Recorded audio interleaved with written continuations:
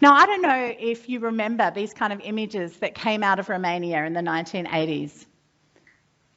There were hundreds of thousands of children that were left abandoned in orphanages across the country in Romania. And there's been a lot of studies done to show that these children who were neglected didn't thrive. They failed to grow because they didn't have human connection. Well, I don't need to tell you about those studies because I was there. I spent 2 years working in one of those orphanages. And what we saw when we first arrived there were children that had been deprived of human connection.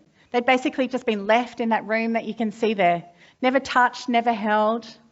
And it's true, they didn't grow. We were working with children who were 5 to 15 years old, and all of them fitted into those cots. Because the power of human connection, it helps us to grow, it helps us to thrive.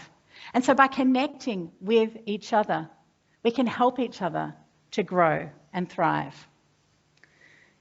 And we saw this in a little boy called Marius. When we started working with Marius, he was actually 10 years old, although he was about the size of a toddler.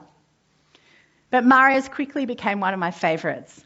And when we'd walk into this room of 20 children, Marius, he'd sit in his chair and he'd start pointing and saying, D, D, D. He couldn't talk, but that was his way of expressing excitement. And then, as we brought teams of volunteers in to start working with the children, including Marius, we quickly saw Marius grow and develop beyond anything that we could ever have imagined. You know, when we started working there, the workers in the orphanage told us, these children are hopeless. You can't do anything with these children. And we said, well, we're going to try. And this is Marius learning to walk.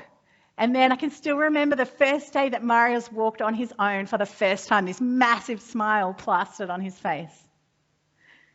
And my colleague who stayed there at the orphanage for a few more years, she said that Marius was actually adopted and he grew into this big, tall teenager. And he still had an intellectual disability, but he was able to walk and run. And the family that he was staying with used to let him out on the balcony and he'd stand there and wave at everybody as they were going past every morning. Because Marius was transformed by the power of human connection. And the reason I'm telling you this story today is because I really want you to understand the power of human connection, the power that you have to connect with those people around you.